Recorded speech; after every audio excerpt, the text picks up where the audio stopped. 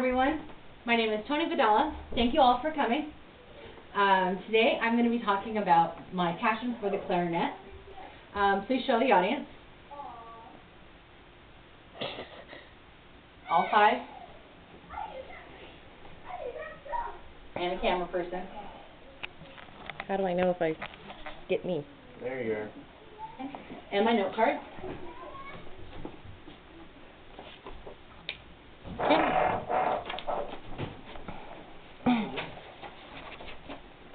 Thank you. Okay. First, I just wanted to let you know that I chose the clarinet because I think that it has played an important role, along with other music, in our lives. And while it has had humble beginnings, it has served quite the role over the course of the last 400 years or so. I will go over the history. I will go over the three types of clarinet, as well as the parts, the care and maintenance, and two of the more famous clarinetists of our time. I will also tell you my personal connection to how I got started with the clarinet. Okay. Back in the 1600s, there was an instrument called the chalumeau. It was a 9-inch long stick, basically, with 7 holes in it. And it was considered basically an occasionally used instrument. Didn't really have a lot of notes that could be played. It didn't have a lot of range, so it didn't get a lot of use. Over the course of a couple of hundred years, they started adding keys to it that could be that could open or close other holes to add more range to this instrument, and it became the modern day clarinet. In 1850, Boehm, or BAM, B-O-E-H-M, developed a standardized keying method, which is used today, and that is what we teach when we're teaching how to play the clarinet. So that was kind of a cool thing. If he hadn't done that, we'd probably still be fumbling over all these keys, because if you look at it, it looks pretty clumsy. When I was 6 years old, my aunt brought home this long black and silver instrument, and she started playing the most amazing things to a 6-year-old. She started playing the theme from Sesame Street. Now, what 6-year-old wouldn't want to hear that being played in her own bedroom? Well, I loved it, and from then on, I was just enamored with it. It was so much fun.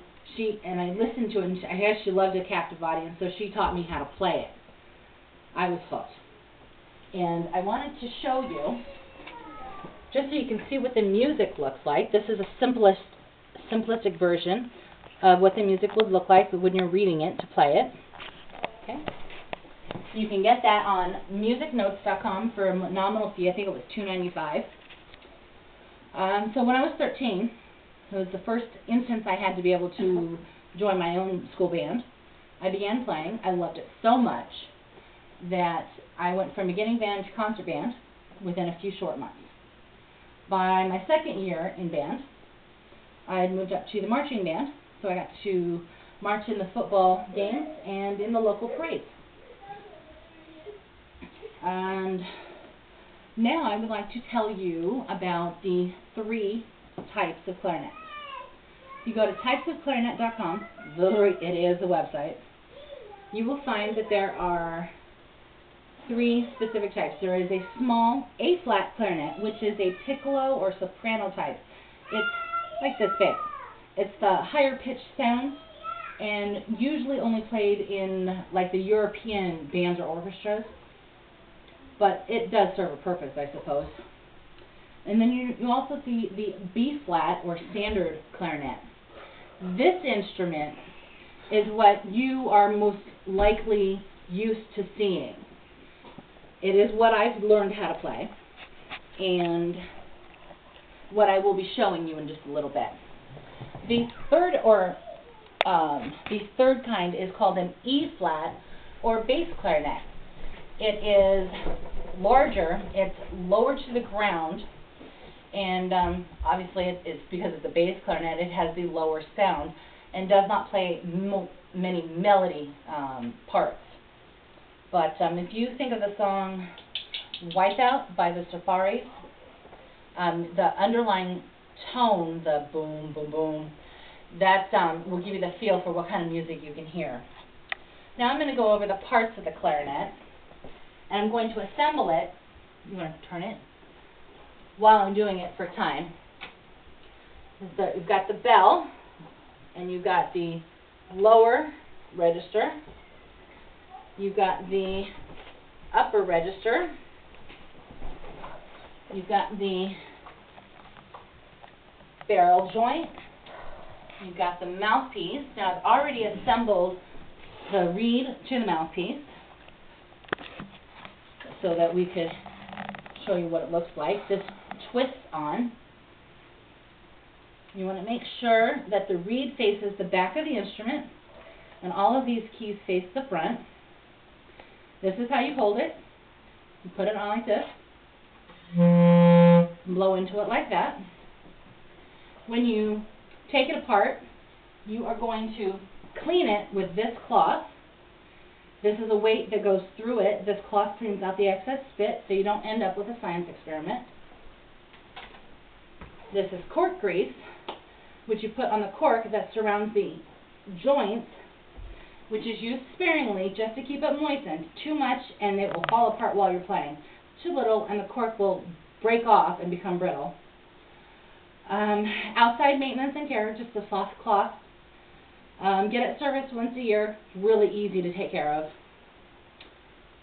There are two clarinetists of our time that are pretty famous. You may have heard of them.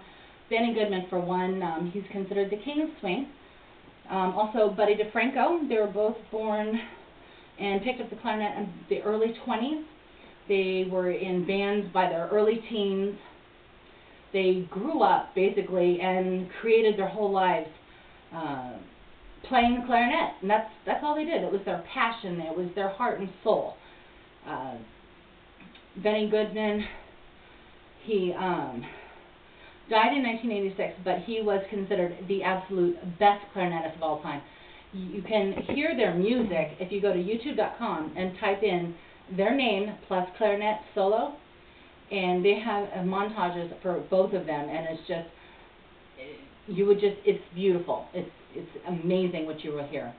So I just wanted to give you a little bit of a hint of what you can expect to hear about them. So I've given you a history, the types of clarinet, care and maintenance, the parts, as well as two of our famous clarinetists. Thank you very much, and have a wonderful day. Aid.AVI.